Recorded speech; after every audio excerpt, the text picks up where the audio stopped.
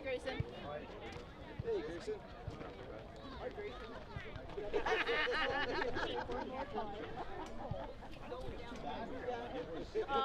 Hazen Anti-Rules Professional Association want to remind participants and spectators of the requirement to behave in a respectful manner. Sportsmanship and safe playing environments are the top priorities for all Vermont school-sponsored activities. This is especially true with respect to a person's race, gender, sexual orientation, religion, national origin, ethnic differences, and disability. Any violation of the game or in the stands can result in game stoppages, ejections, or forfeits. Let's work together to ensure a positive, supportive, and healthy learning environment for the and have a great game. Oh, would you? Okay.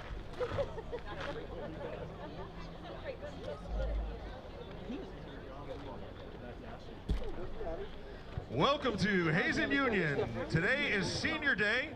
We'll be honoring our wonderful seniors from the cross-country and the girls soccer teams and their loved ones. But first, we would like to recognize the seniors from Fairfax.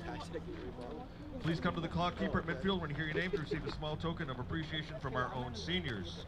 Fairfax senior players, Lee Brown.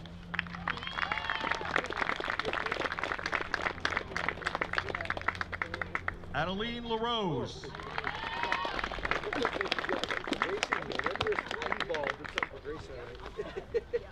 Logan Ferris.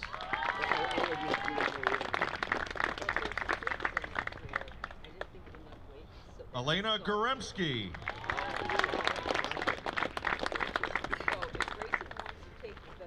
Heather Love.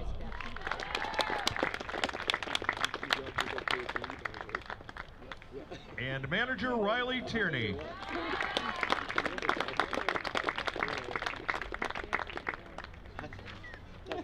Now we will honor our Hazen seniors. All parents and loved ones of our seniors, please come down to midfield.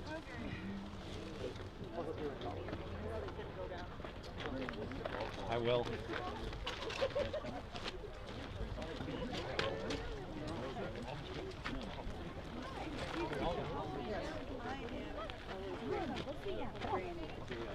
Katie, come on.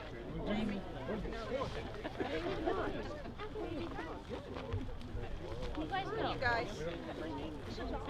Yes, come on. No, I know, after the game. I thought that was pretty cool. Broken record. Oh, maybe it's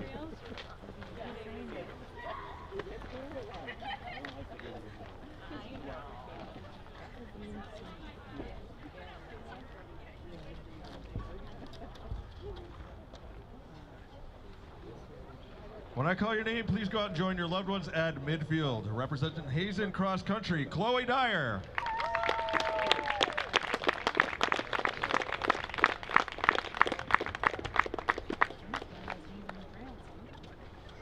And now our Hazen soccer seniors. Adelina Augsburger.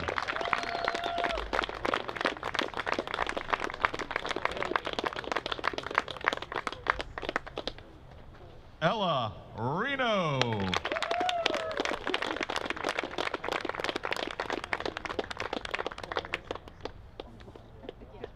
Brianna Holbrook.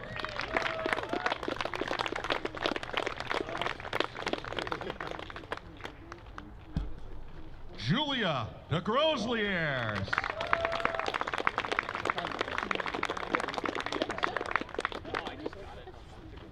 And Isabel Gowan.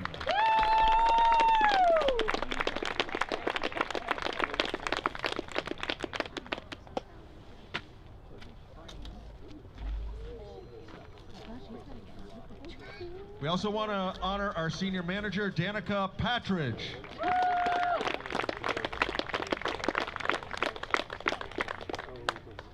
She's standing on the end. Take a bow, Danica.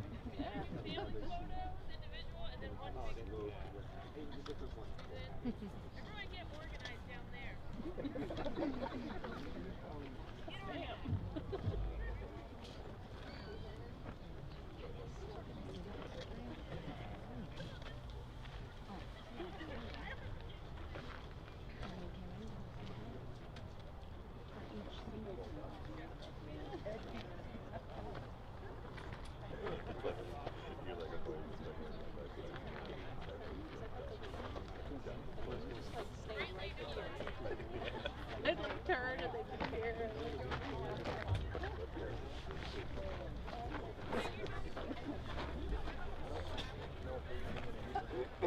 Hello. Hey. I thought that was you, but you kept walking, so I was like, I guess it's not. How are you? Nice of you to make the trip. I know, I have to work later today, but so I drove down. But yeah, I didn't tell her I was coming because I decided like last week. So, but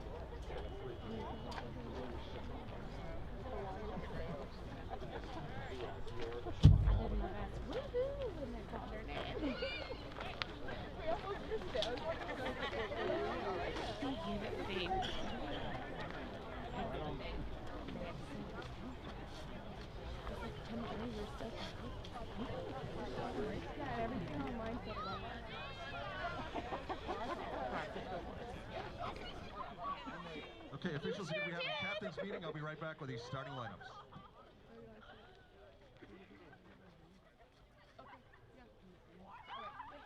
You too.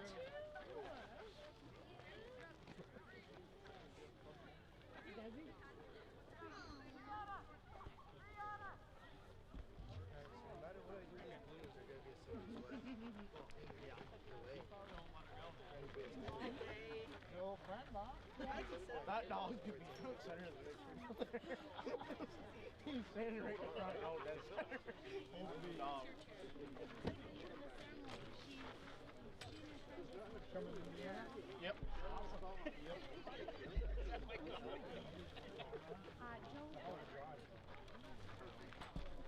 Trying to get back a lot. I'm sorry. Go.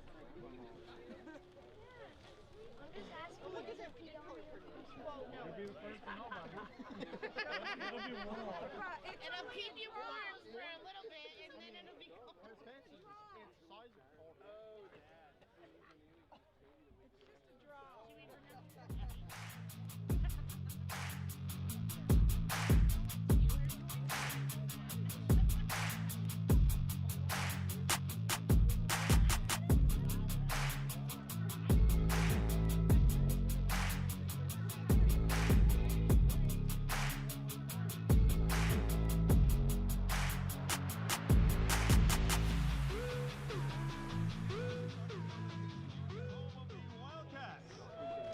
Wildcat Soccer would like to welcome you to today's game. Between the Bullets from BFA Fairfax, coached by Dominic Caforia, and your Wildcats of Hazen, coached by Megan Mercier. The officials for today's contest are Kevin Gillen and Tom Staves. Starting today for the BFA Fairfax Bullets, number 1, senior Lee Brown. Number 3, sophomore Lily Marshall. Number 5, senior Logan Ferris. Number 6, junior Bridget McIntyre. Number 7, sophomore Kaylin McCauley. Number 9, sophomore Eliza O'Loughlin. Number 11, sophomore Josie Riggs. Number 12, freshman Lorelei Sloan. Number 13, senior Alana Goremski. Number 14, freshman Alora Lawton. And number 22, junior Emily Dearborn.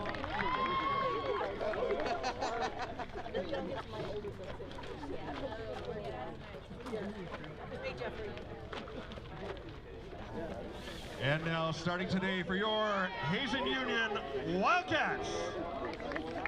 Number 1, senior Isabel Gowan. Number 2, freshman Kennedy Gowan. Number 5, freshman Marina Smith. Number 6, junior Taylor Thompson. Number 8, senior Adelina Augsburger. Number 10, junior Autumn Daly. Number 11, junior Maya Lumsden. Number 13, senior Brianna Holbrook. Number 14, senior Julia DeGroslier. Number 15, junior Kelsey Reaver. And wearing the 00, senior Ella Reno.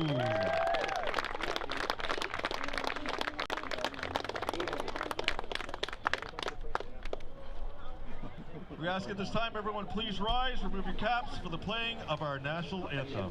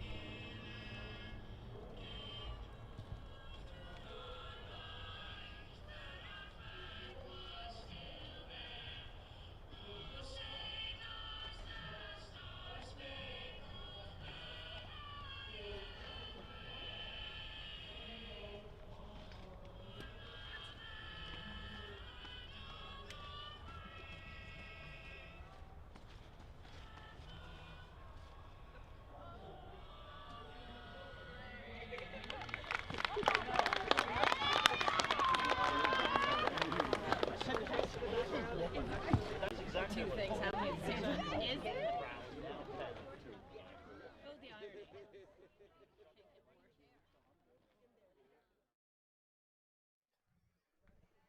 Good morning. This is Michael on Tech. You're watching HCTV, channel 1080, HCTV.us. It's a beautiful day here at Hazen for a soccer game. Coach Harry Bissett waiting in the wings.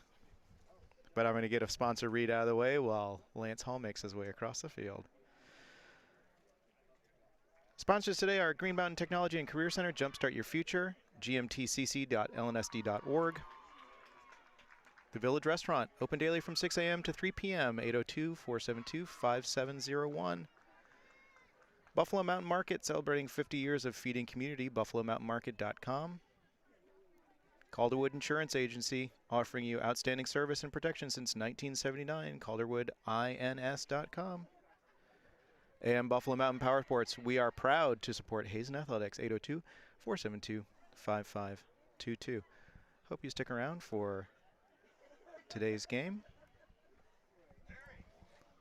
As Lance Hall makes his way up, I'll hand the mic over to him because that's who you came to hear.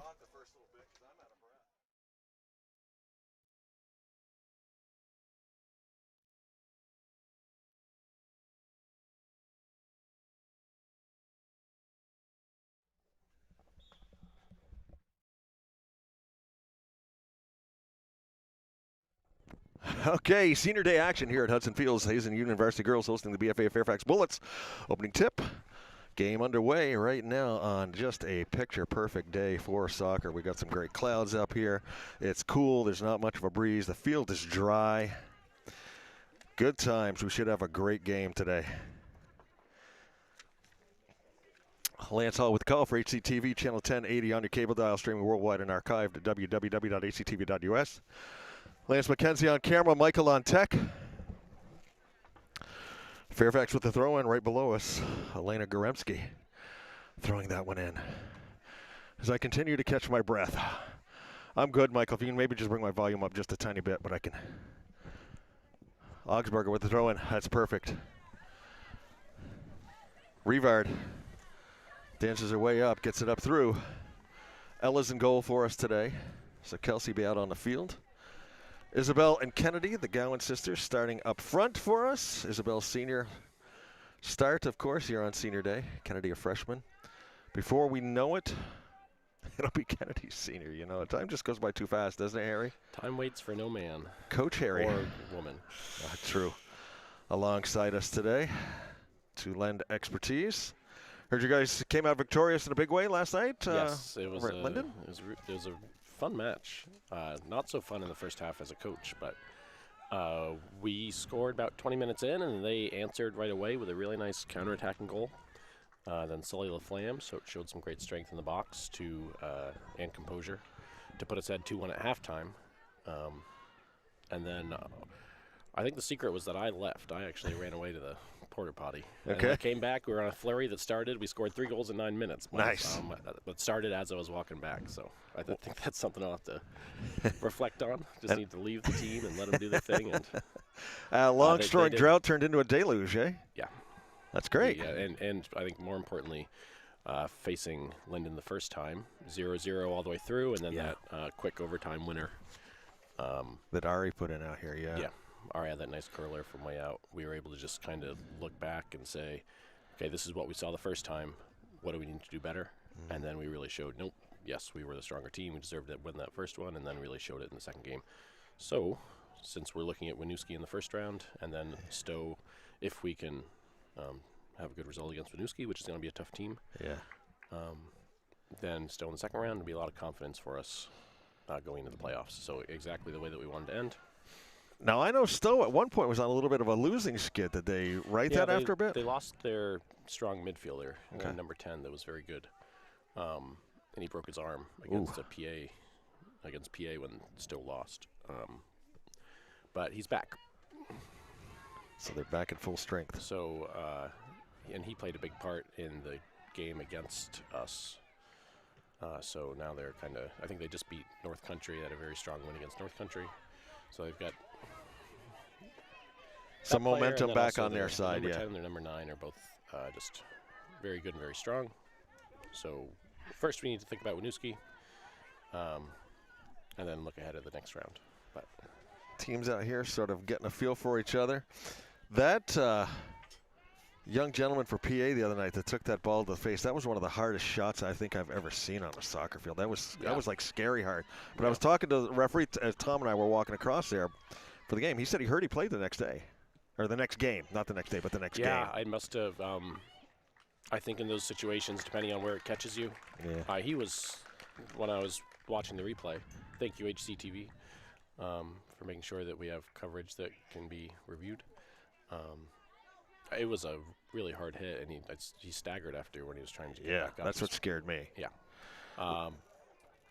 But I think there are places that can hit you in the head that it really could knock you out for. He could have been out for the rest of the season with a bad concussion if it had hit him in the temple or a different part. But right.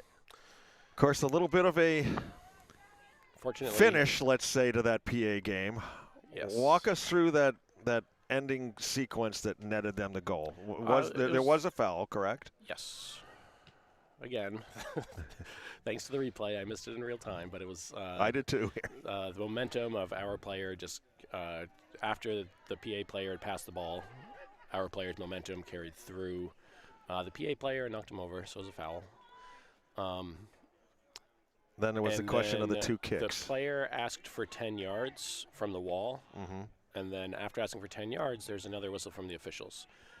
Then the player said, "Good job being aggressive from Ella, just coming right out of a block and clearing it out." Yeah. But after they ask for 10 yards, there's a whistle to end play effectively, so no one can do anything. And then needs to be a second whistle to indicate that play's been restarted. Okay.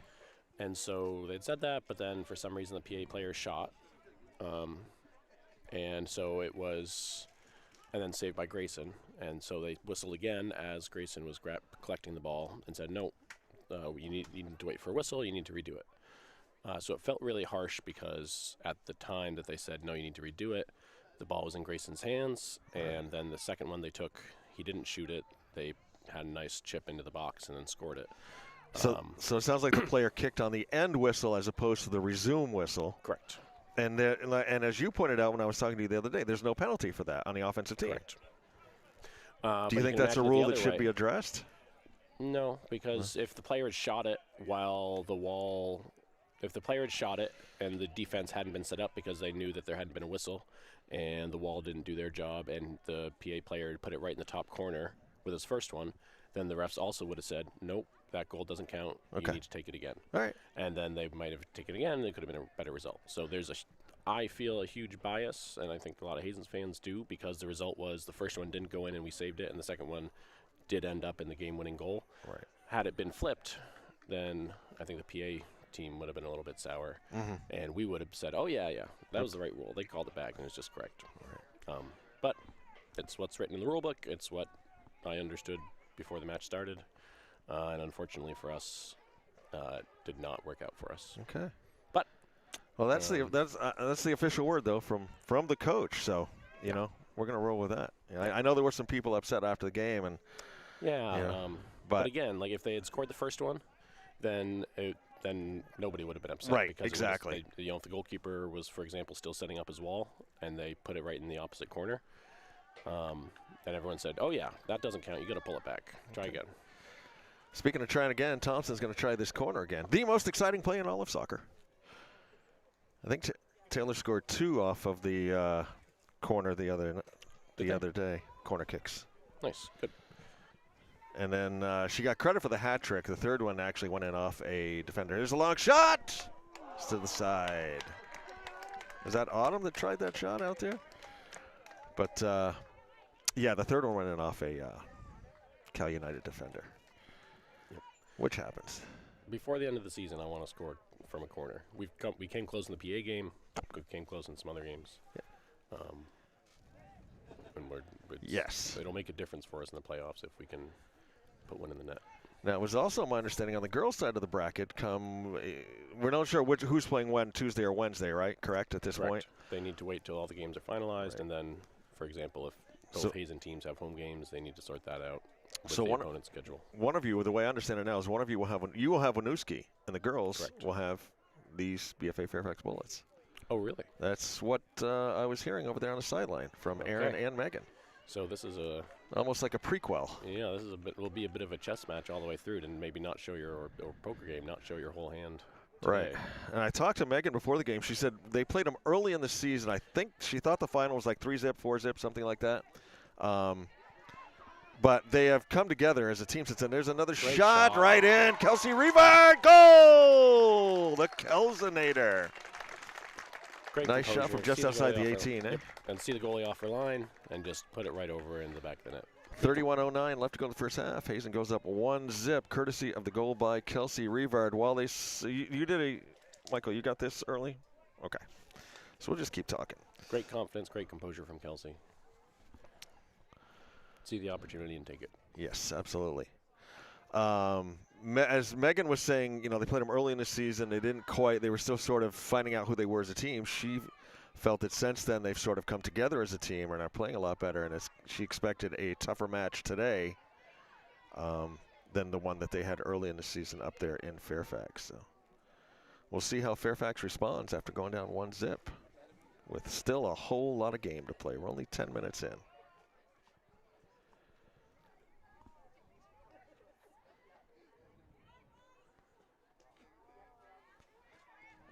Played back, almost down. Midfield, Adelina playing up.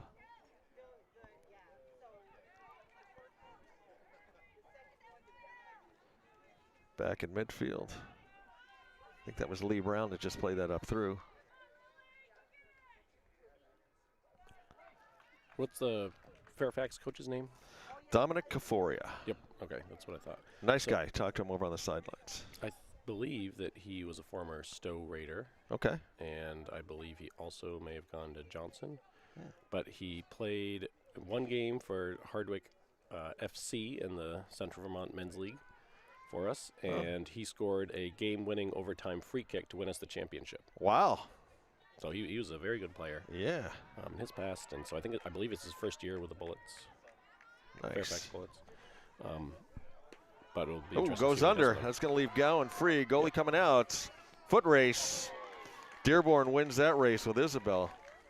She checked herself to see that she was onside, and it lost her a step, which let the goalie get to it, which you understand checking, but just play the whistle. Use your ears.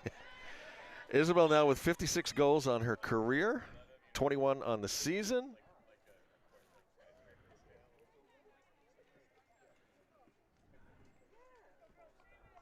Of course, played for you back, started as an 8th grader. Yep.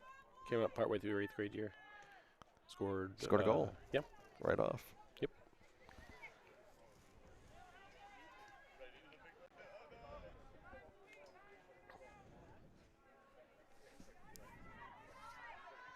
Have you had much opportunity to scout her sister Kennedy at all? I know she scored earlier in the year, her first goal as well. I heard that just from up here in the booth with you guys.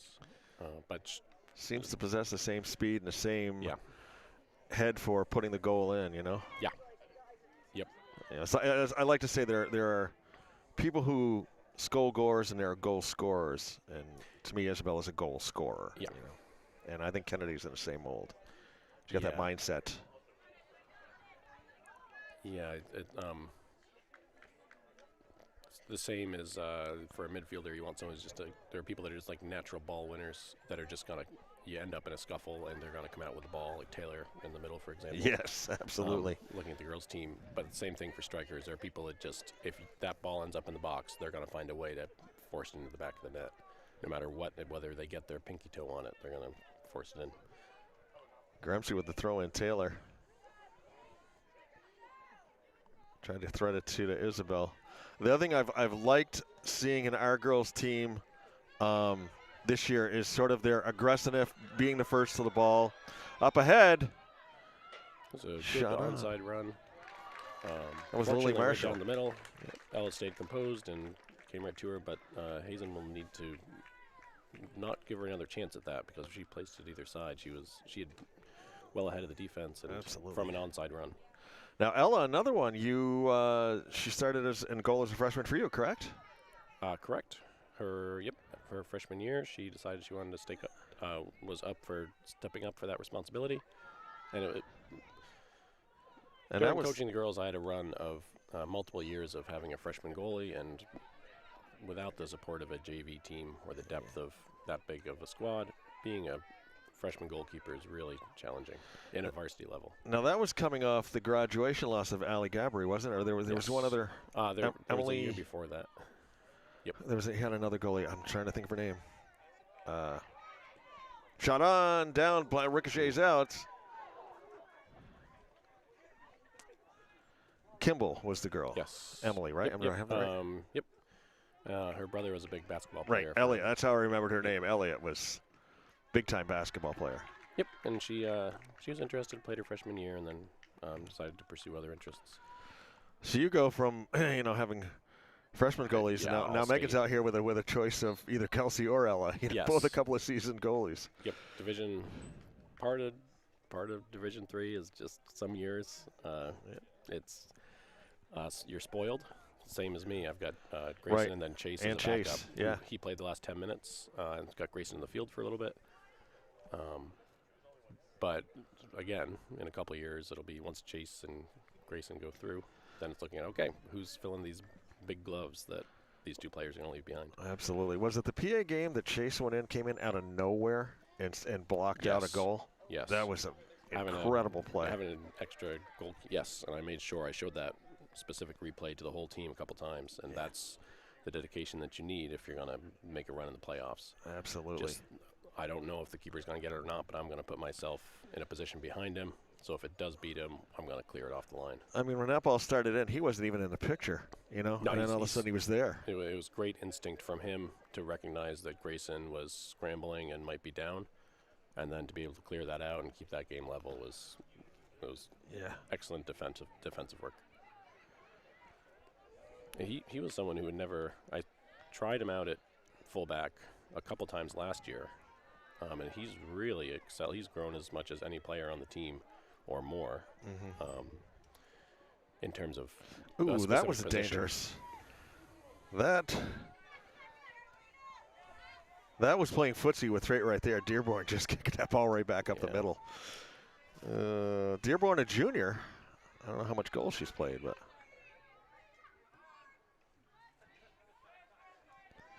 All right, there's Kelsey on the turn, gets it up to Ella Luther. She scored her first goal earlier in the year. Nice pass in to split the defenders. Isabel couldn't quite get it up through there, though. There's the turn. Josie Riggs on the far side to Brown. Blocked down by Autumn. And it looks like Fairfax are favoring them, overloading the middle of the field, and Hazen's kind of having their way with the outside. Here's which Autumn. is something to make sure you keep taking advantage of, or for Fairfax, something that they'll want to stop.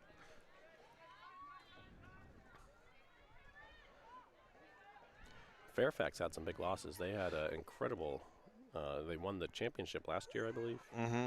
Or it's right. So their head coach, I think, was his first year last year, and he had that great group of seniors. Yeah, Megan was saying they lost like a really good scorer. They had an incredible center back. They had who scored against us from half field. They had they had a midfielder forward who was the player of the league when she was a freshman or a sophomore, and then continued to improve. Ava something. Yeah, they're definitely tall, rangy, athletic girls that come down from Fairfax. Yeah. But when you lose some really important players, sometimes just have a time to rebuild. Yep. All right, we're gonna have a corner kick from the far side. Everybody kind of bunched up in the middle here. Yeah, you imagine they each have their path they're supposed to run on, There and we go. try to connect with it. Ella skies up and gets it though. Yeah, that was interesting to see that play unfold, the way they all went. Yeah, I think they all went kind of into their own lanes a little bit early. They kind of were coming to a stop by the time that she kicked it, which was good for Hazen. But Hazen, if they concede another corner, will want to remember the spaces they're running to and make sure they defend them. All right, Adelina playing back. Lorelei Sloan.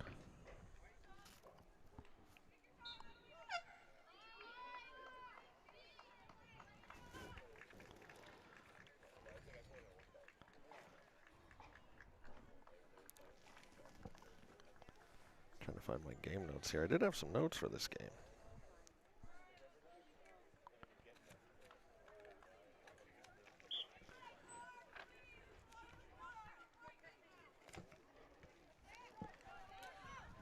Hazen comes in with a record of 10-3-0, fifth in Division III rankings.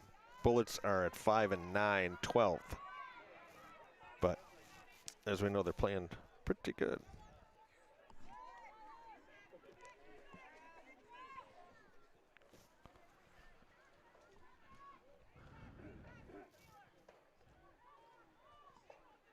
Give up the one goal to Kelsey about 10 minutes in from just outside the 18. Since then, we've kind of gone back and forth. Traded to some corner kicks.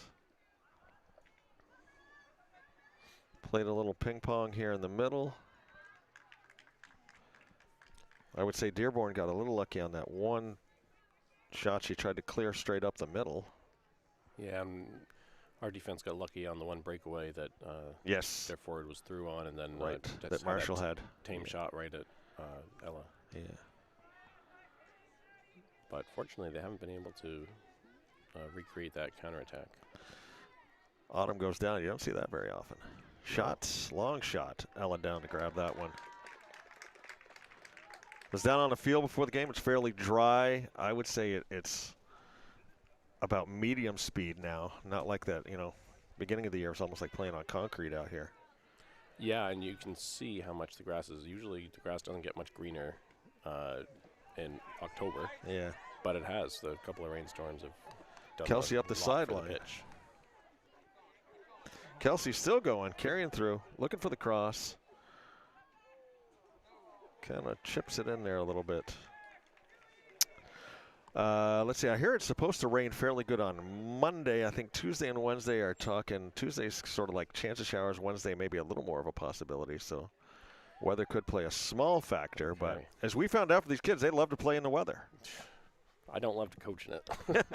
Give me a day. Today's a good day for soccer. Cool. By the time you're actually running around on the field, it'll be just the right temperature. Every single player up here, we talked about, you know, you like playing in the rain. I mean, we had a couple up here. It was pouring. You like playing in stuff? Oh, yeah, I love it. Yeah. We had an early game, our homecoming game. Yes. When the girls didn't get to finish, when Mrs. Squay snuck out. And then we played. I told them before the games, like, you guys are going to remember this game for the rest of your life. You are going to really love it and enjoy it. Mm-hmm. It's not what you want for the playoffs. You want everything as predictable as possible when you're the favored team. When you're the underdog, throw some chaos in there. That and the Spalding game. Wasn't the Spalding game another one you played in a deluge out here? Yes. Well, the nice thing about the Blue Mountain game was that it was so warm also. Yes. When you're wet and it's cold, it gets miserable. But yeah. And I think Wednesday's supposed to be chilly. Yeah. A chilly rain at that. Classic high school soccer weather. Yep. Let's get some sleet in there, too. Get out the hand warmers, Michael.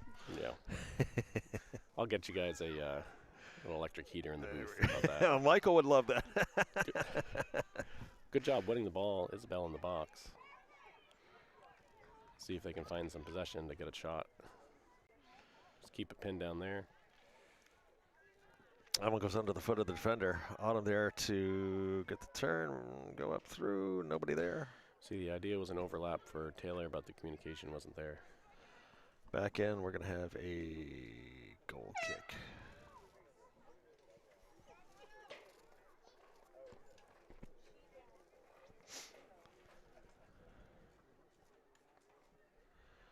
Subs come in.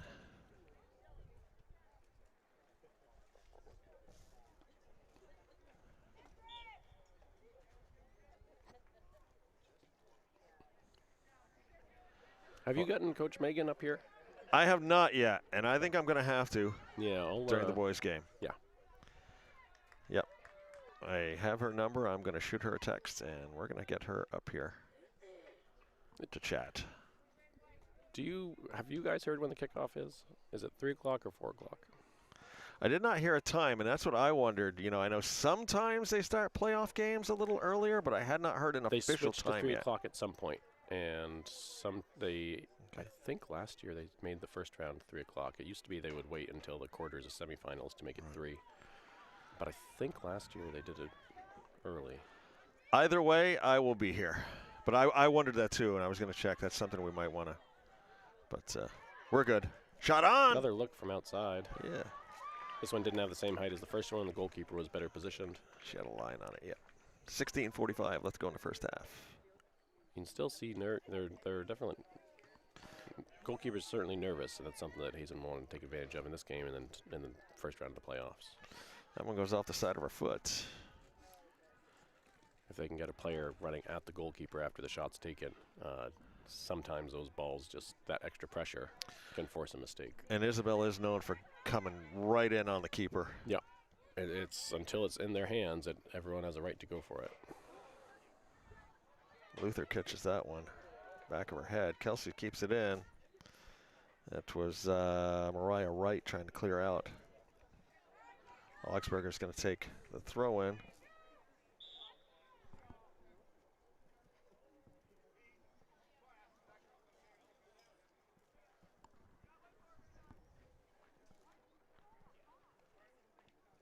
Ella get a little banged on when she took that headshot?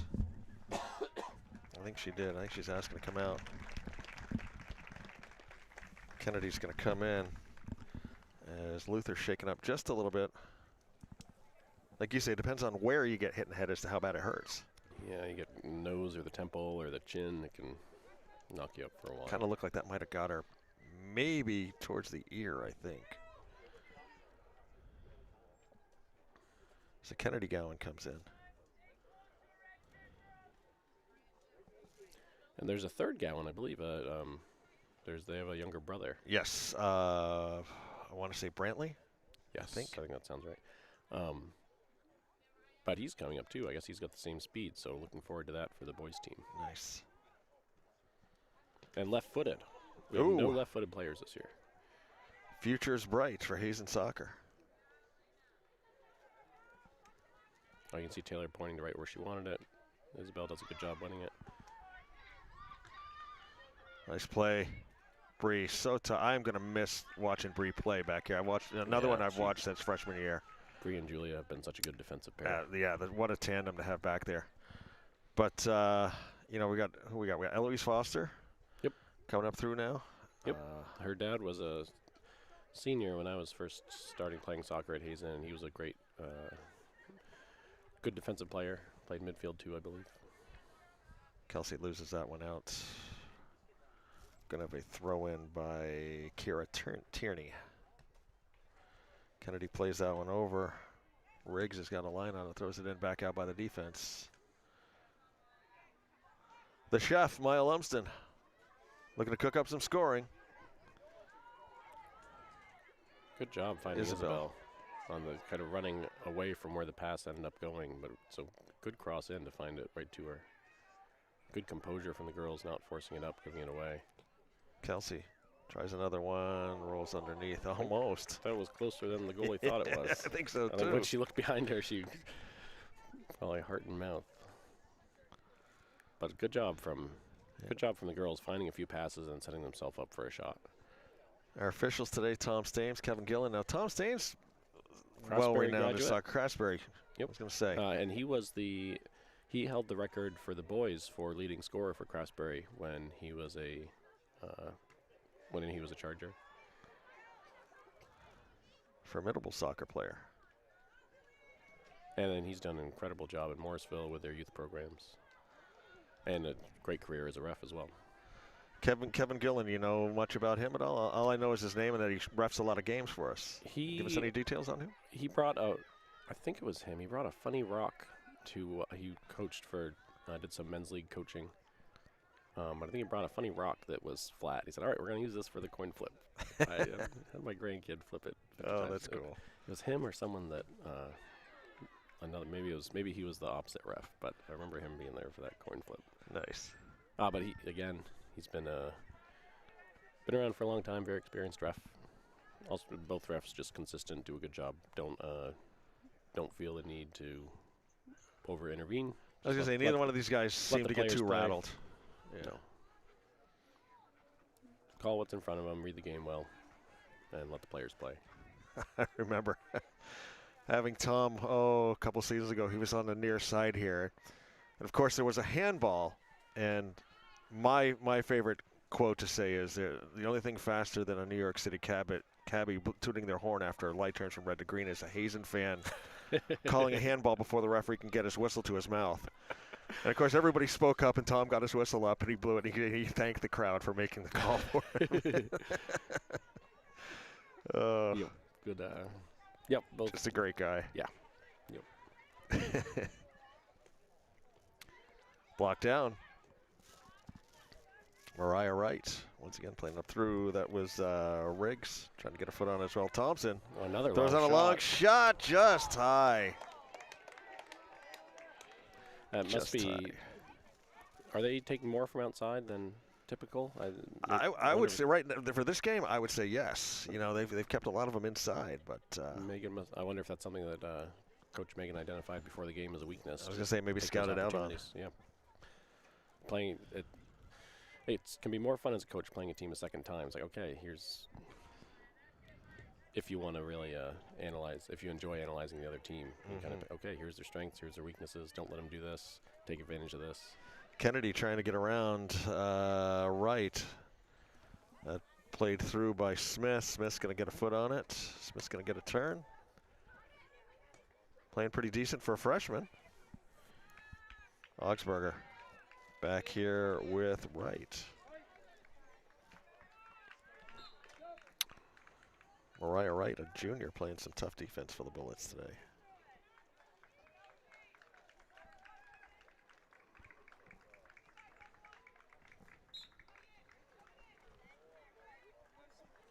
Played in. The Gowan girls. She was looking across. Good Maya. idea. Nice trap down by Maya. Shot Great on. goal. Goal! Really good work from Isabel to find that pass on the far side. The Fairfax defense was pulled too far over, and then Maya showed some great composure to just and strength to be able to take a touch away from the defender and then put it in that bottom right corner. So Maya Lumsden makes it 2-zip with 10:25 left to go here in the first half. And as you fed me that line, Harry, Maya Lumsden, the chef, cooking up some scoring. I did. She teasing her a little bit. She's oh, let me cook. I'm going to start calling you the chef. Yeah. Get out there. I wondered where that came from. It came from her. Okay. She was pretty silly. So I think she picking likes on her a that little better than the few times I've slipped and called her Mandy. So. Yep. Yep. Better than Randy. Yes. Yeah, definitely. She forgave me for the Mandys. I tried to keep them at a minimum. Here's Kennedy on the near side, going around. She's got it going by Tierney. Tierney blocked it down, though. Hey, earned a corner. Cross in off the defender's shins. Thompson will drop down and take this corner. Thompson very successful in her corners last week against, or earlier this week against Cal United, I should say. The time all escapes me.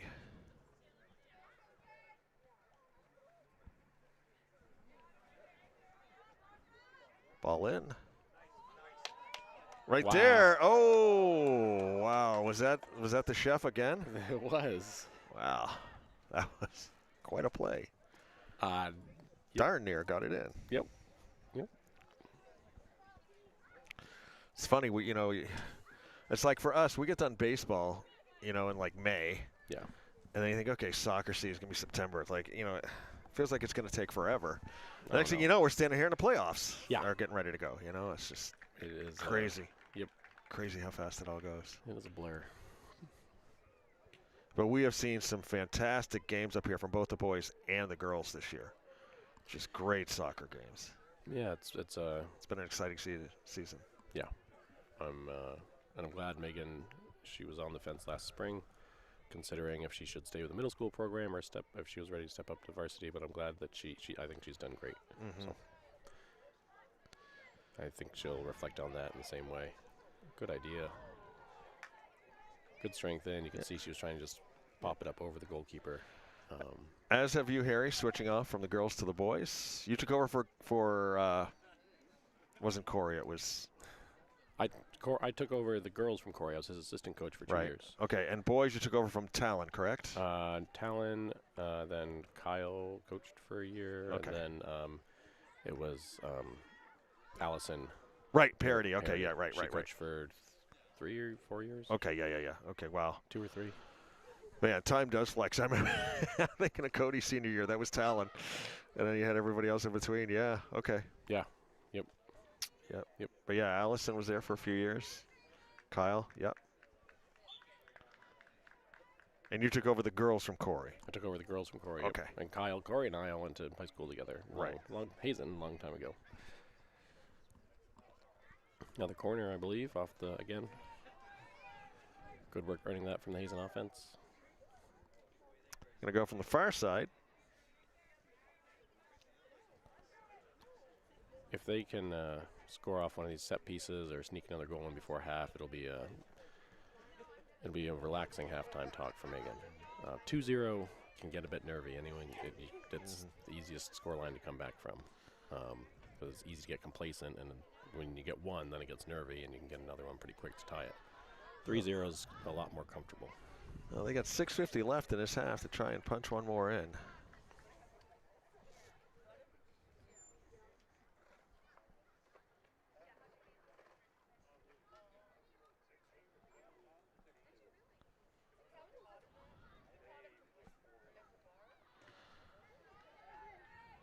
Great aggression from Taylor to force it backwards. Find a through ball here. Tried to play it up through, knocked down by Tierney. Good interception from the defender. Here's Kennedy getting in front of right. See if she can find a back pass. Nice job. Adelina up through. Ball's going to skip down. Cleared out of bounds by, that was Lawton. Throw in. Brown moving that one up, kept in by Adelina. Brown once again. Adelina gives chase. She's got LaRose on her. Good Knocked work. out by Wright.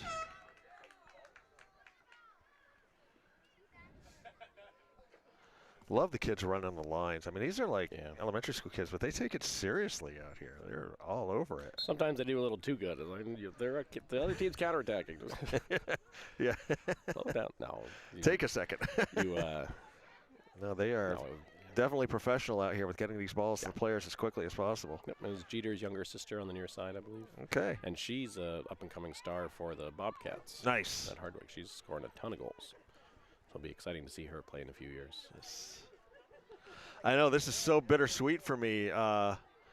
Watching Sully graduate, here, the last of the Lakeview Lakers that I knew. Yeah. He was in Lucas's class. Yep. Or him and Lucas are in the same class, I should say. Yeah, they were. Lucas can claim credit for the classes. That was a fun year. Yeah. Fun memories of hanging out with those kids in 6th grade and 5th grade. I think I started when they were 4th graders, but spent more time with them when they were in 5th and 6th grade. Yeah. Wesley Strong is a senior at. He's playing for St. J. Wow. Okay.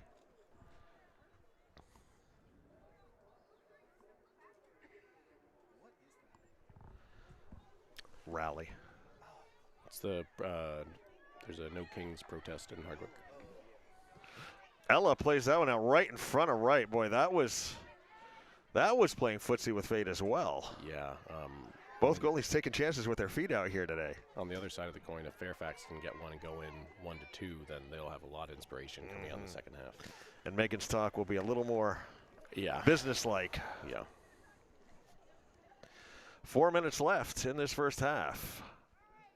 Goes by Revard and Lumsden have given us a 2-0 lead. A little bit of spirited action here. This last little bit. Fairfax definitely not going away. Playing tough. Right over to Brown. Brown up through to LaRose. Bree's going to give chase. Got LaRose behind her. Still in. Still in. Wright's going to keep that one. Brees hanging tough, though. You're not going to get by Brees mode out there. No, she's pretty determined. She does a good job. Revard up through. Lumsden a little too far ahead. Dearborn's going to grab that one. That same pass, if it had started, if all the players were 20 yards back from inside the half, then it would have been perfect. I think Maya had the speed to beat the defenders. But because it was so close to the goal, goalkeeper is able to just easily scoop it up. Red throw. Red throw.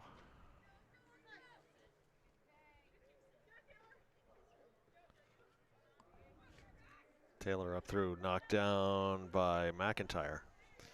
Far side. Foster giving chase. I think she's got Marshall with her. We've seen Marshall break in once in a one-on-one. 2:35. Let's go in the first half.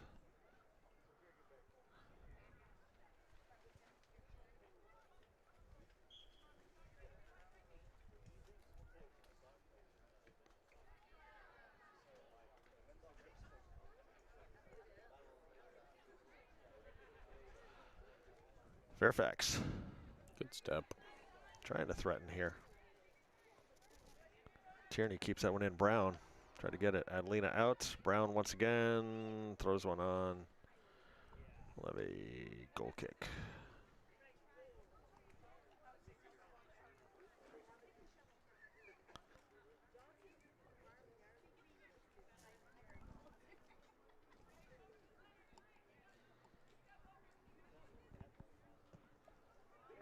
Ball up through, headed down by McCauley. Brown, the middle, Julia knocks that one out.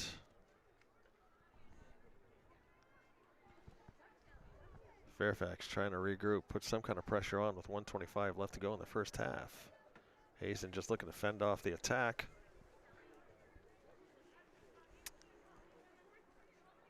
Brown thread once through. And McCauley up front there. Under the foot. Coming around on the end is McCauley. Adelina with her. Cross. That's going to go wide and out of bounds with 1 minute left to go in the first half.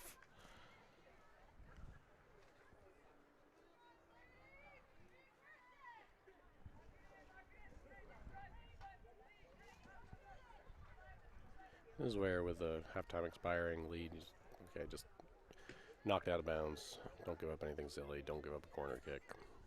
Just get to the half. Get some rest. Get some water. 35 seconds. One more goal kick.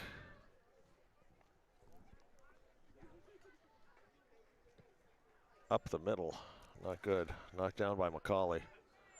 Adelina there. 20 seconds. Again, this is where you want to just clear it out. Kennedy over to Rivard. Brown intercepts that one. Kennedy's going to come up with it. And with 8 seconds left, this is just going to about do it for the first half. As Kennedy and Lawton will battle around back here. Yeah, don't get hurt either. Yeah, that'd be a really silly place to Foolish get foul. a yellow card or some petty, or something petty. So at the end of the first half, it is Hazen leading by a score of 2-0 here on Senior Day at Dan Hudson Soccer Field, Hazen Union High School, Hardwick, Vermont. You're watching on ACTV Channel 1080 on your cable dial, streaming worldwide and archived at www.actv.us. Our sponsors today, Green Mountain Technology and Career Center, gmtcc.lsd.org. Jumpstart your future. The Village Restaurant, 472-5701, open daily, 6 a.m. to 3 p.m. Buffalo Mountain Market, www.buffalomountainmarket.com, celebrating 50 years of feeding community. Calderwood Insurance, www.calderwoodins.com, offering you outstanding service and protection since 1979. And Buffalo Mountain Power Sports, 472-5522. We're proud to support Hazen Athletics. You can read about this game in the next edition of the Hardwick Gazette, your community-owned newspaper. Lance Hall with the call, Lance McKenzie on camera, Michael on tech. Harry, you coming back for the second half? I will be here for the second half. All right, Coach Harry, alongside with me. Well, we'll see at the start of the second half.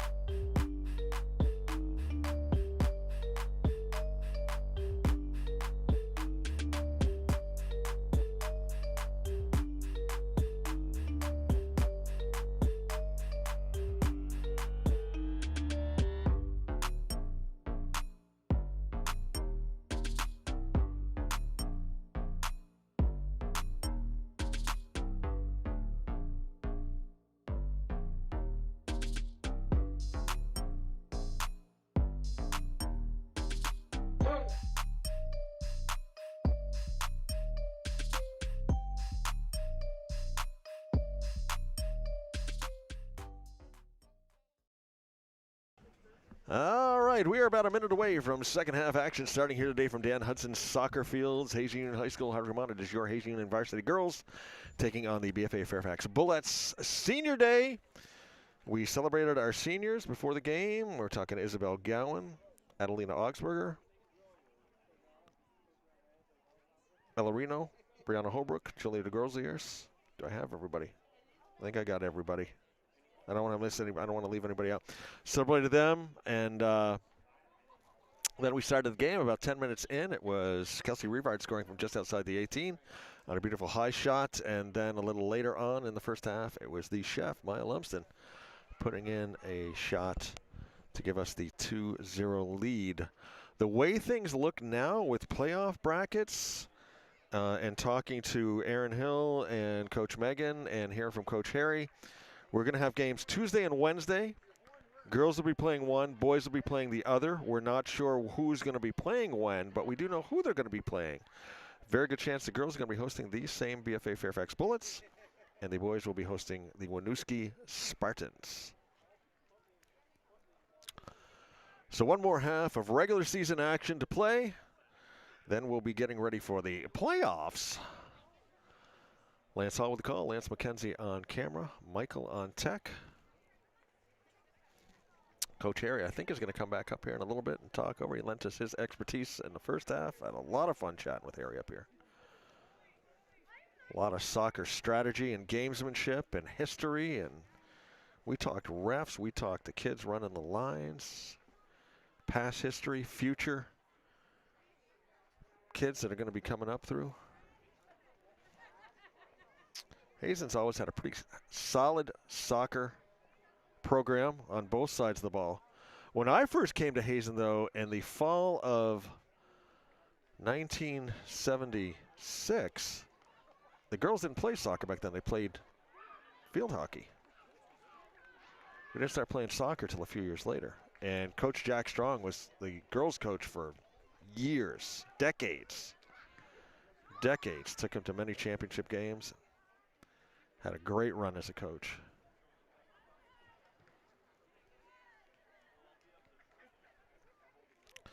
Bodies collide. They go down, they play on. Far side. I got to get used to the fact that we've switched fields now. Switched ends.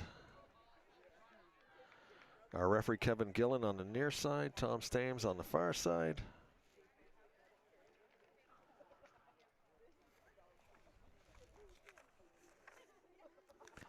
Girls come in with a record of 10-3-0. Currently 5th in Division III rankings. BFA with a record of 5-9.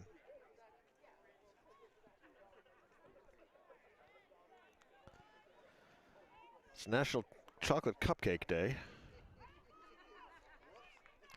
And International Independent Video Store Day. I wonder if there's even any independent video stores left. Remember going to the video store back in the day, Lance? Friday night, grabbing a stack of movies.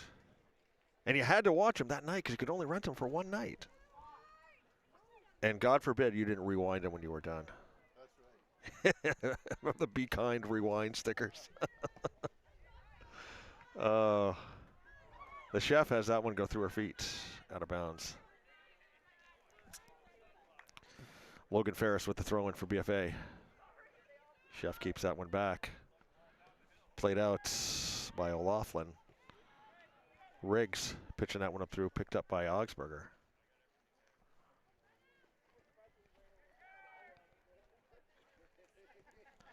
In the middle, McIntyre. He's in defense, looking a little laxed here right now. Kind of just. Thompson, she never relaxes. Thompson collides with O'Loughlin. No whistle, incidental contact. Thompson had her head down. O'Loughlin just standing there.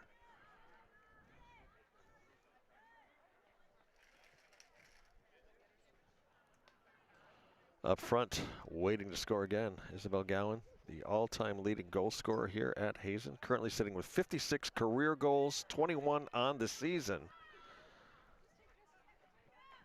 Like to see her sneak one in here in her final regular season game. Been a starter since 8th grade. Or came up in the 8th grade and scored immediately. in her first game. I don't know if she played right off from the get-go, but came up in the 8th grade. Revard drops that one into Gowan. Gowan trying to get the turn, keeps it in. Revard back to Lumsden. Lumsden looking for the cross. And we will have a corner kick as that one went off of Lawton. And I believe this is Marina Smith going to the corner to take this corner kick. Marina's a freshman. Future of soccer here at Hazen looking good on both sides. Smith. She didn't right in the middle, got it right where she wanted it. Gowan right there, trying to line it up. Can't get it, defense clears it out. Daly keeps it in. Julia, she'll put on a shot from there. Over. Her player played it back, that's why she couldn't pick it up. Good heads up play by Dearborn. Knew she couldn't grab it or else she would have got on PK.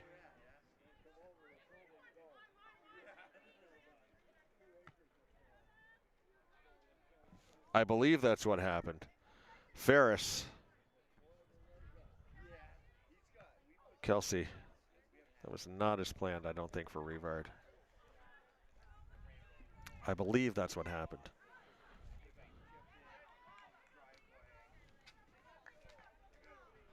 Daly on the throw-in. Beautiful overcast, cloudy, mid-October day here. Isabel going in, tried for the post, couldn't quite get it.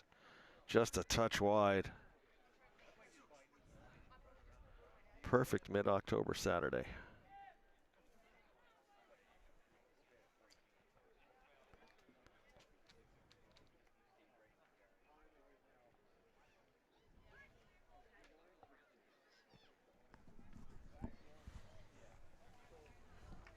Harry, we just had a play up here. It was in the box. What I believe happened is, I don't know if they played it directly back with their feet or if it went off their body, but the ball was spinning around there, and Dearborn didn't pick it up. My theory was, I mean, I know if it's kicked back to them, they can't pick it up. If it ricochets off a body, can they not pick it up as well? They can't pick up an intentional pass back with the foot. Okay. If you can intentionally head the ball back to them, the goalkeeper can pick it up. You can hit it with your thigh. Okay. If something's accidental, coming together, looks like everyone's okay. I mean, it gets more confusing if your team is in possession and then there's something funny that happens. Right. And sometimes unclear of whether or not it's a new phase of play, and if the incidental knock from your teammate will make it so that you're allowed to pick it up. Okay. I mean, she stood there and she kind of reached down, then she hesitated, brought it back up, brought her hands back up. And the way the ball was spinning, I couldn't, and there was a scrum back there. I couldn't really tell if it went off somebody's foot, off somebody's body, or what, but it definitely went off a Fairfax player. Right. My theory was she therefore then couldn't, maybe she decided she didn't want to take the the chance on the penalty. Because then if you pick it up, it's a PK, correct? No. No? Okay. They aren't that harsh on the goalkeepers. Oh, It's okay. an indirect kick from the spot where the incident occurred, and the goalkeeper gets a yellow card, and so the backup goalkeeper would have to go in. Okay. Well, I'd say If in all, then doubt, just put your foot through it. Yeah, she kind of hesitated and waited with the way the ball was spinning. She finally did get a foot on it and get it out, but I think that's. I was just trying to figure out what exactly was happening. I was walking over when it happened, but it sounds like she was probably allowed to pick it up. I was just reading kind of a controversial, not controversial, but someone posed the question of if this. So the question was, if a defender passes it back to a goalie, the goalie swings to try to kick it, miskicks it, and it skids off the side of their foot, and then is trickling back towards the goal. Can the goalie run back and knock it off to this? And then the goalie runs back and knocks it off to the side with their hand and out of bounds. What's the correct call from a ref? And technically, according to the rules, it would be a corner kick for the opposing team. That when the goalie misplayed it with their foot by miskicking it, starts a new phase of play. In the new phase of play, the goalkeeper is allowed to handle the ball. Okay. It's one of those really complicated things to think through. Yeah. So again, at this level, just put your foot through it and Right. live to see another day. Which is what she eventually ended up doing. Brown Yeah. goes down, gets tangled up with Rivard. Oh, wow. Okay. Initially, he pointed for a kick in favor of Hazen. Okay. Everyone's a bit confused. But Yeah. Kelsey didn't do much wrong there. It was just sometimes when a player's off balance, it just goes the other way. Certainly wasn't over-aggressive, but it just sometimes those things happen when you're in funny positions. Riggs with a kick. They had Marshall breaking. Wow. Here's Marshall. Autumn goes down. Now we'll get a Hazen kick. That was fortunate for Hazen to get that play. She was in a dangerous position. Yeah, we've seen Marshall definitely be a threat up here in the front. Marshall, a sophomore for the Bullets.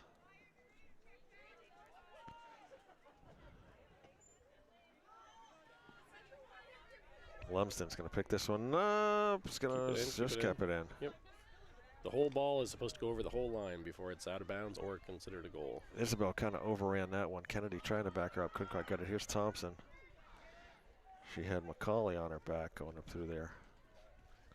Far side played up through. That one goes under Adelina.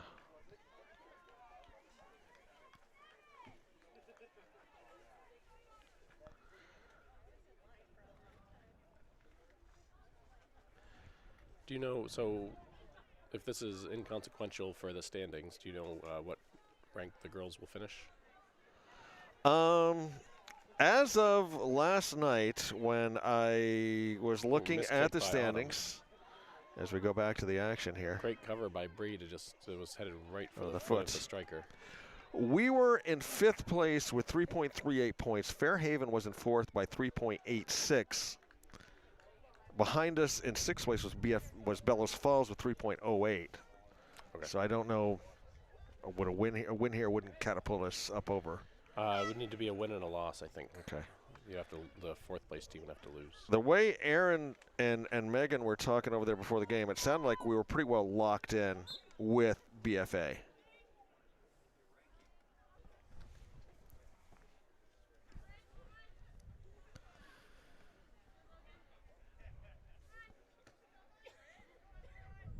Back to the middle. Sloan gets it over, taken out by Hazen. Thompson with a little bit of an extension of her hands there.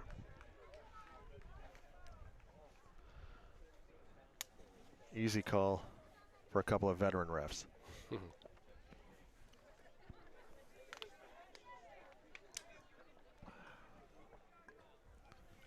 And the way they made it sound was you guys are pretty well locked in with Winooski? Yes. So that was not the case prior to, there were 3 games yesterday that were going to determine that. The Thetford Lake Region game, the Winooski St. Albans game, and our game against Linden. Beating Linden secured a home playoff game for us. Right.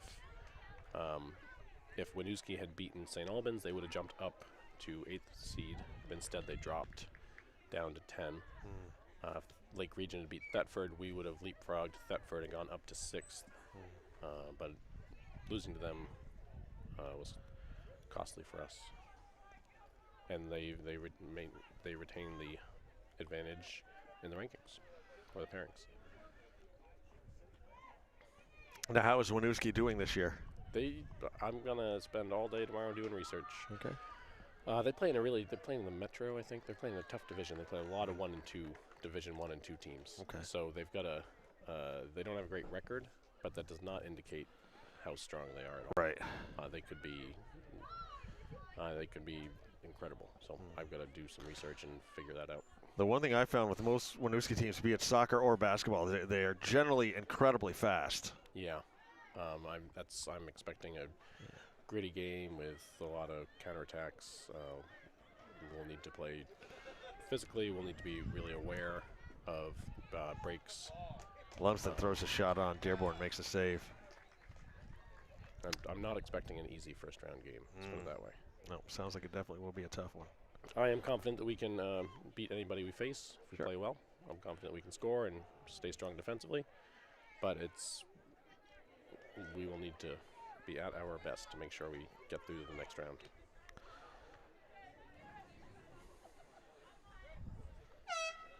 Have a red throw up close here. Smith's going to throw this one in. Subs have come in. Daly's going to throw it in. Thompson's going to take a breather.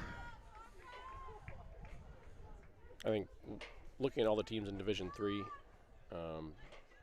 before the final pairings came out, probably wanted to avoid having to play PA early, Stowe early, or Winooski early.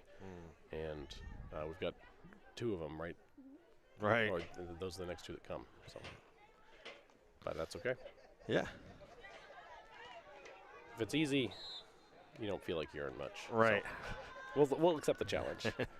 And we will rise to the occasion. What was it Tom Hanks said in A League of Their Own? You don't do it because it's easy, you do it because it's hard, right? Right. Yep, exactly.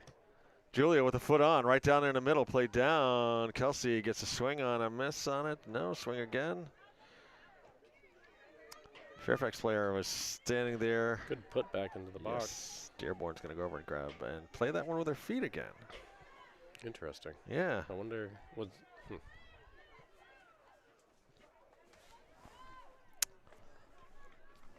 We've got 25-50.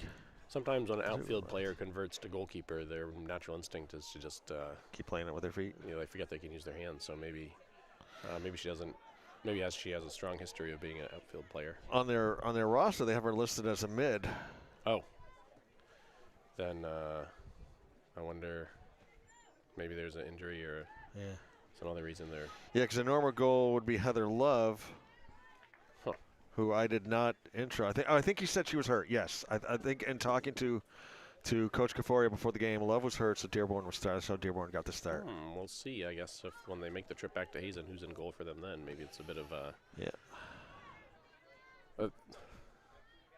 that'd be a noble tactic to sit your stronger goalkeeper for the regular season game and then sneak the better goalkeeper in for the playoff game. But the next one's the one that really counts. Right.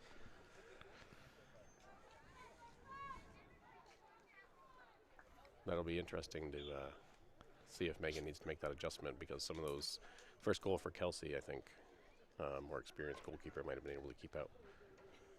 Just that the one that lofted up and over. Right. Strategy and gamesmanship. Once it's a playoff structure, the better team overall does not always advance to the next round. No. And it's just about the result at that point. So you just kind of throw everything else out the window, and it's just about making it through. And we saw that big time last year in the girls' Division 3 with Richford going on and winning it all. Yes. Off of a like a 3-win season. Yeah. They just went on a run. Yep. I mean, granted, Liza Bordeaux's a great coach. They were down 2-0 at halftime in the championship, and then their star player scored a hat trick in the second half. Yes. To propel them to the championship. Yep. Liza, I think she retired at the end of last season or moved on from coaching. But she did a good job keeping a really spirited team and just never say die. And then, their player there, how was it, Ariel? I'm trying to think of her last name. Graduated. Yes. Yep. 2 years in a row, Richford knocked Hazen off in the first round as the underdog. Yeah. Down here. Nice nutmeg by Maya. Seeing it through. There's Isabel trying to get through. Blocked out nicely by Lawton. Good tackle. Good strength on the shoulder. Good fight to win it back. Isabel wants this one. Yeah. Good determination.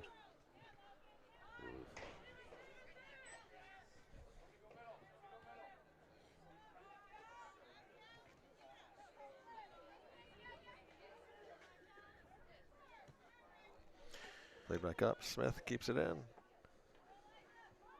To the field. Players dance. Played up through by Foster.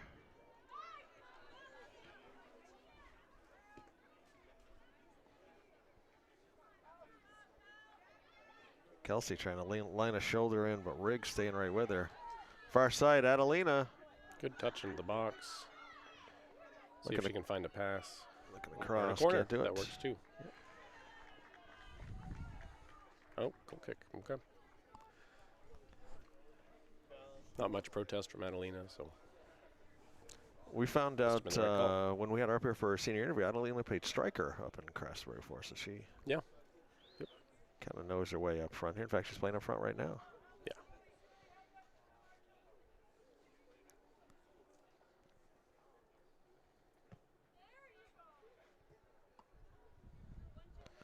Dusso, I think, was the girl's name in Richmond. Yes. Ariel Dusso. Yes. Good memory. Yeah. Just basically put that team on her back and won a championship. Hey. Yep.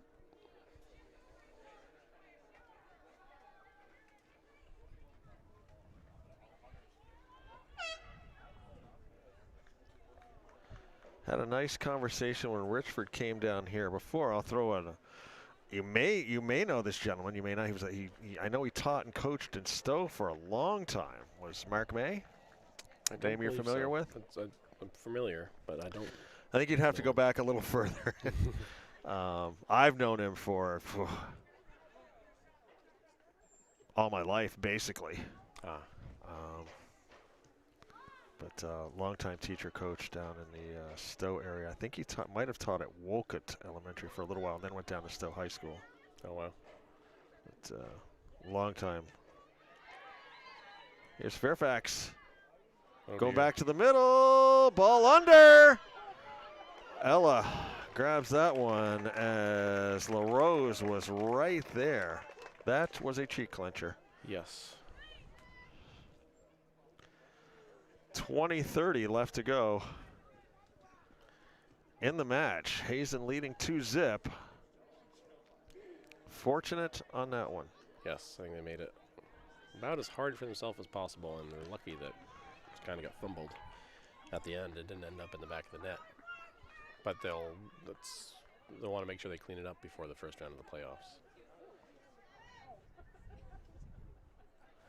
All right, Fairfax lines up for the corner. McCauley's going over to take that one on the far side. I like it when they have white jerseys with dark numbers. You can see them from up here. Commentators, commentators friend.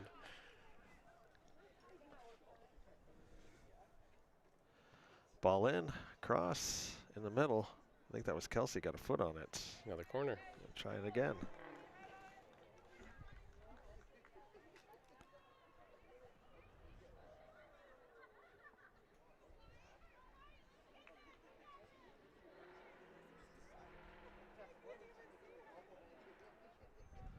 A little higher trajectory on this one. Bounces over everybody. Kelsey's going to come out with this one. She's got some room. Played up ahead. Played nicely. Wow. Good turn. Nice effort by Lawton right there to get that one back. There's Wright. We called her name a lot in the first half. See what we do here in the second half. Really good patience from Eloise. Just good body position, keep it on the outside, and then wait, and then just make a step and a good tackle. She's going to be a great defender for the next few years. Julia blasts that one off the end line, so it's going to have a corner kick. And this will be McCauley once again trying from the near side. Or should I say near to us side.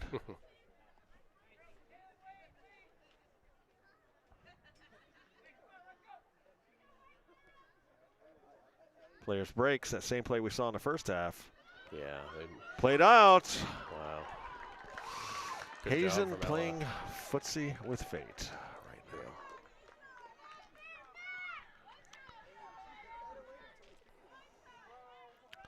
Looks like they're going to try the same play. There they go. Played over, headed out. Was that Kelsey that got the header on it, I think? Adelina got some room. Luther here on the near side, pitches it up ahead. Gowan there. Can Gowan get by? She can't get by Lawton on that one either. Lawton playing some good shutdown defense back here. Here's Wright up Foster's.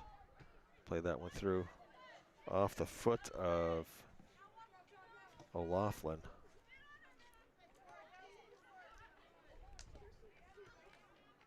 Thompson. Nice through ball. Oh, miscommunication. Oh, yeah. Ooh, that'll be a foul. Yeah. She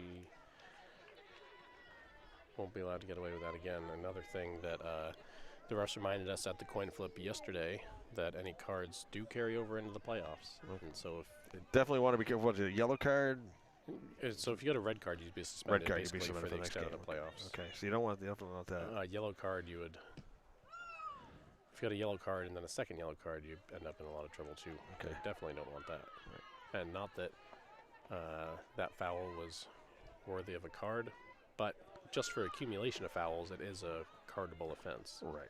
Technically, just 3 fouls, the ref can decide to then give a card for them. All right, Hazen working inside. Player goes down. PK. PK. 12 yards out, correct, Harry? PK's 12 yards? Yes. Thought I heard that in a game earlier. Yep. You have the yep. I was watching. 12 yards out, point blank. Anybody can take it? Any player that's on the field at the time of the foul. So looks like we're going to have Isabel line up to take this one.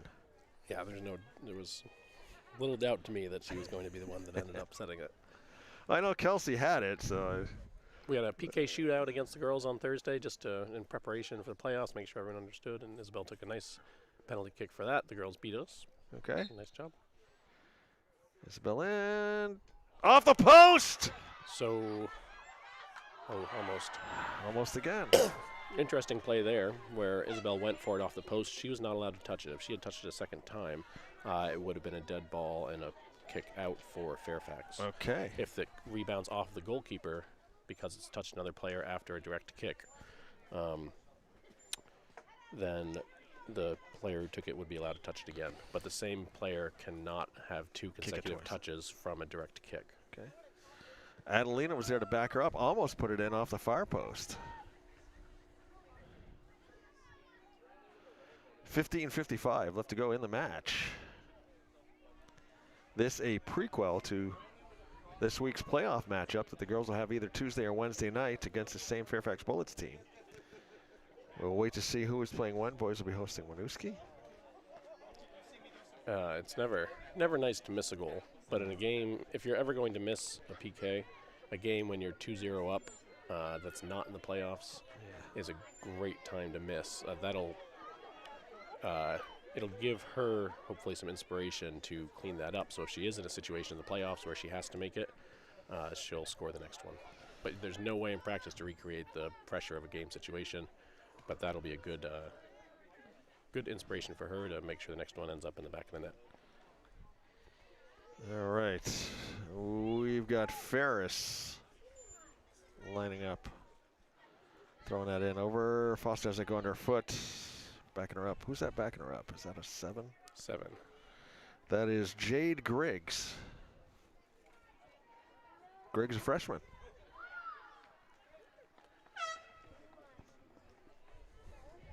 Nice work from Adelina on the side. Just drive up. We're going to throw in. Rotate some players.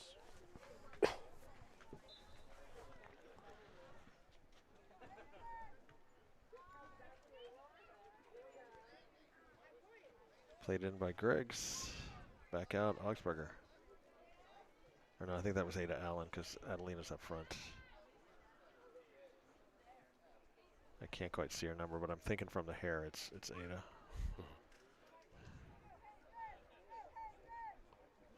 Cross cleared out.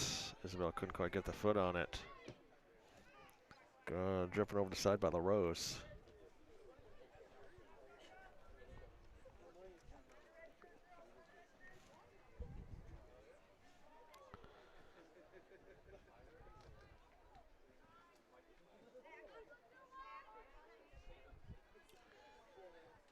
Coming across. Right. Up through. Nice footwork there by McCauley to keep that in, but Hazen's going to keep it up in the Fairfax end a little bit longer. Try and get that elusive third goal and settle in for the last bit of this match and get ready for the playoffs. Yeah, I think they'll want to keep a clean sheet for the last 13 minutes.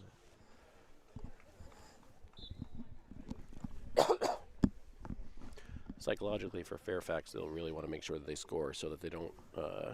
It's going to be a long bus ride to come back here if they don't find a goal, they'll have. She's offside, so want to hold the pass. If Fairfax can find a goal in the next 12 minutes, even if they lose, they'll be able to really use that as inspiration in the next round. Say, hey, make sure we do a better job defensively, but we know we can find a goal.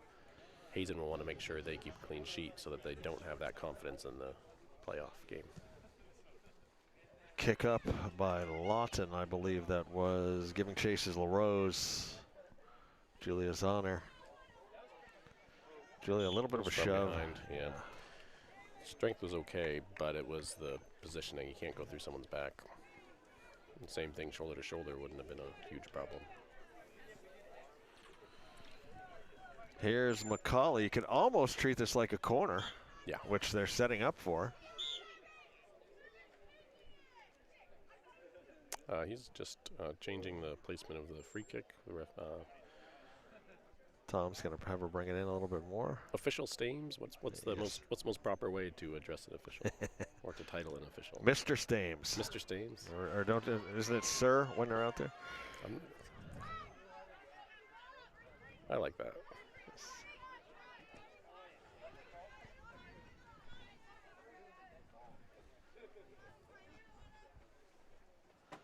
Brown gets the turn. Get out.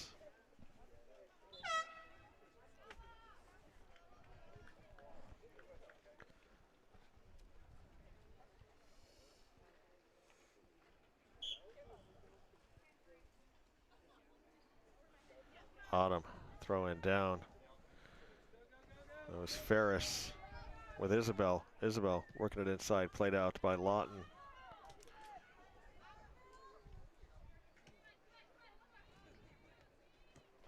Good strength as both number ones tackle the ball against each other.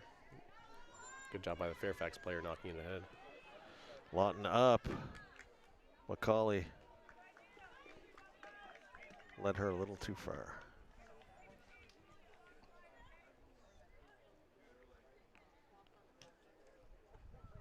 Ooh. Short. Bree.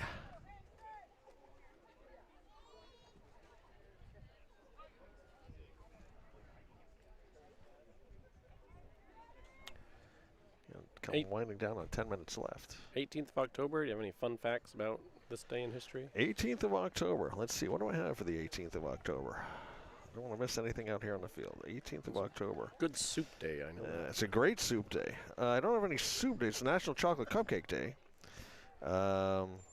Let's see, there wasn't a great deal, but there's a few things. It was on this day in 1977, the sports highlight, Reggie Jackson hit 3 consecutive home runs for the Yankees against the Dodgers in the World Series game on 3 swings. Wow. First swing, against 3 different pitchers. Wow. In that game. That's pretty special. Yeah, it was. That's when he became Mr. October.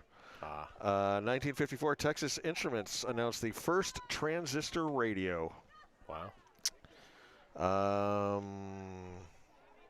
It's International Sloth Day. So maybe we'll change that to soup. Oh, you see a goalie change, so they're going to get Ella and maybe they're going to get her on the field for the last 10 minutes. Kelsey's going to close out the game for Hazen. Pam Dauber's birthday, of course, Mindy from Work and Mindy. Yep. 1964, the Animals appeared on Ed Sullivan. And yeah, I think Ella's going off. They're going to bring in Kelsey and give, with Ella being senior day. Of course. A little bit of, yep, a little bit of a swap. I'm sure she asked Megan for a run out before the game. Okay, yes, okay. Or that's my guess. Okay, yep. Similarly, Grayson didn't ask me, but I guess Mr. LaFlamme told me that on the bus, Grayson was saying that he wanted some time on the field if we were in a comfortable position. So. Okay. Similar to the girls, we have a great situation this year for goalkeepers where there's not a drop in confidence for the back line when either goalkeeper's in. They're both going to do a great job stopping anything that comes their way. So Grayson got 10 minutes in the field last night. We'll see if Ella makes it on. Right. Looks content just to kind of be over there. Yeah, I think she's enjoying that warm, the same clothes that are terrible to wear for a goalkeeper in August when it's 90 degrees are a blessing. And I was thinking maybe October. they're going to swap her out and put her up front, maybe. Yeah. But nope, comes off the field. I guess I'm not used to that in soccer. I'm used to it in basketball, but I'm not overly used to it in soccer.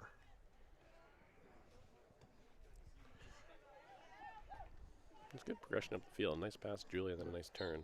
Just overhit the through ball. Mass Line and ran substitutions out. coming in for Fairfax. And Brees mode will go off now. Bree Holbrook has been just a defensive gem back here for the Wildcats. Coming in, Aura Noble.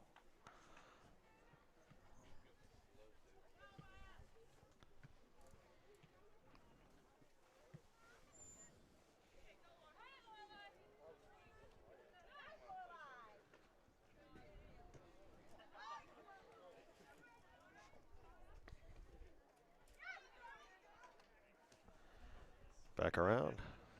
Lumsden. 6:53 left in the game. Knocked down. Noble, gonna get a foot on it, almost. Turned by Fairfax. Autumn gets that one back to the center field. Wow, Thompson huge goes down. tackle.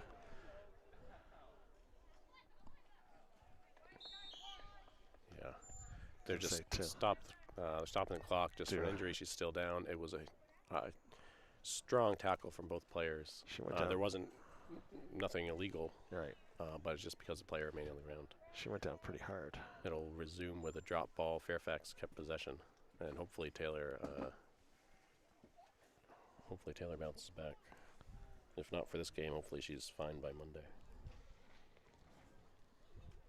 You don't see Taylor Thompson go down and stay down No, that often. no.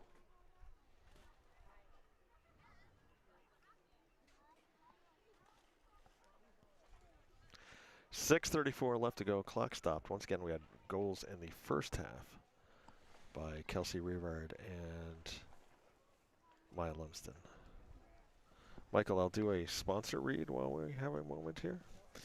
You are watching Hazen Varsity Soccer on HCTV Channel 1080, streaming worldwide and archived at www.hctv.us. Our sponsors today, Green Mountain Technology and Career Center, gmtcc.lsd.org. Jumpstart your future. Taylor's going to be carried off.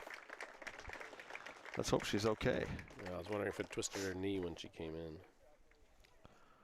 The Village Restaurant, 472-5701, open daily, 6 a.m. to 3 p.m. Buffalo Mountain Market, www.buffalomountainmarket.com, celebrating 50 years of feeding community. Calderwood Insurance, www.calderwoodins.com, offering you outstanding service and protection since 1979.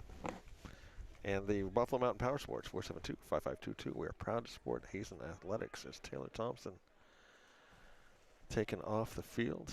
Went down hard on a hard but clean tackle. Yeah, both players just came with a lot of strength into the ball. I think the other player had really good body position coming into it, and Taylor was a little more reaching behind her. I think that's why she came out with the injury, and the other player ran through it. A little more vulnerable in the position she's in. Yeah. Okay, Revard's going to drop back into goal.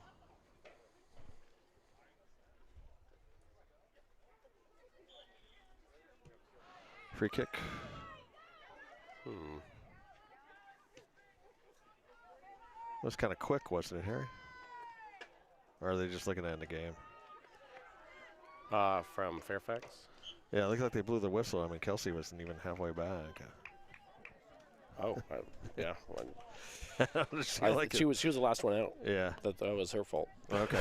Okay. Okay. All the other players are on the field. She Okay. was just, So they're not going to wait for another her? drink of water or what. But, you are correct, though, that typically the refs kind of wait. But if the player's taking their time, then the refs are Let's blow it. not going to wait too long. Isabel trying to get the turn. There against two-wide Lawton, right weather. Lawton's held her in check. Adelina inside. Adelina trying to get the foot on it. Shot! Wide. Just wide. Good work getting in front and then making sure that she still got the shot off. You know who, now that I'm seeing Adelina play up here in the front on offense, you know who she kind of reminds me a little bit of? Kai Gilbert. Yes. Yep. She has that. The blonde ponytail. Yep. The strength. Julia goes off. Determination. Yes. Julia DeGrosley, another just gem of a defender back there on defense for us, going off. Yeah. Same look, same aggressiveness. You know, one of my most fun goals to watch as a coach was when Kai scored against, what was it, Enosburg, Fairfax? But she was just, it looked like she was swimming through the defenders with the ball at her feet, and it was just her strength and determination to go past like 6 players. Players draped all over. Yeah, draped all over her, bouncing off of her, and then just smashed in the back of the net, and then she just kept running and celebrated. I remember that goal vividly.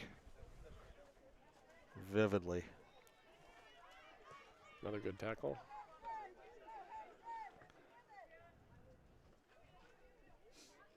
That was Griff's favorite moment from HCTV. Was it? Yeah. Oh, nice. Yeah, it showed up the clip that Macy put together for the celebration she had back this summer. Yes, that I was played. sorry to miss that. I was at practice until it concluded. Oh, that was fun because they did that one, and they asked different people, you know, different moments. And at the time, I didn't realize until I got there, they had asked my daughter Joey hers, and she picked the one where Brianna tripped over the end line back here, and I pulled out the rumbling, bumbling, stumbling. Yes. Yep. But Kai's goal, yeah, that was.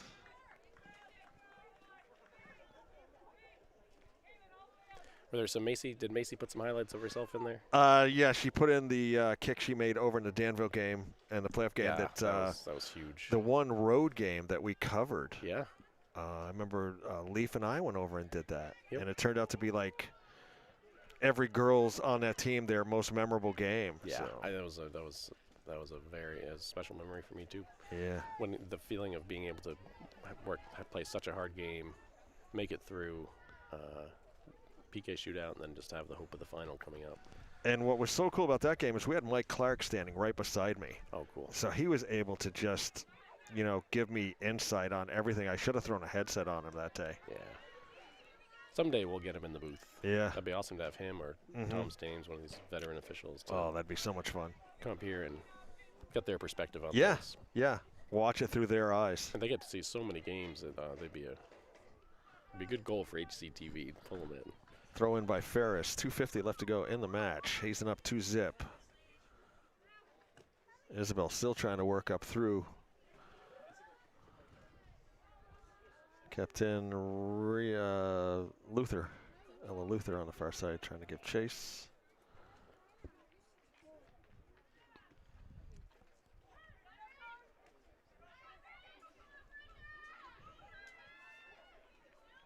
Fairfax going up through, throws a shot on wide.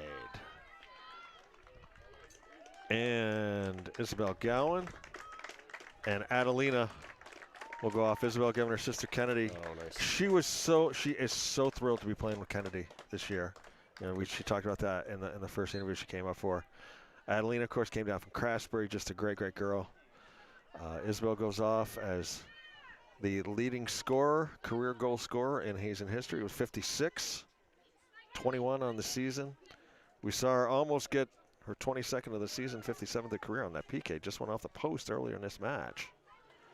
But yeah, it was really special to hear. You could hear the genuineness and just the happiness she had that her sister was, you know, she got to play with her sister this year. Cool. Good. It was really cool. And they've combined for a goal, is that correct? Mm-hmm. There've been a gallon-to-gallon goal and assist.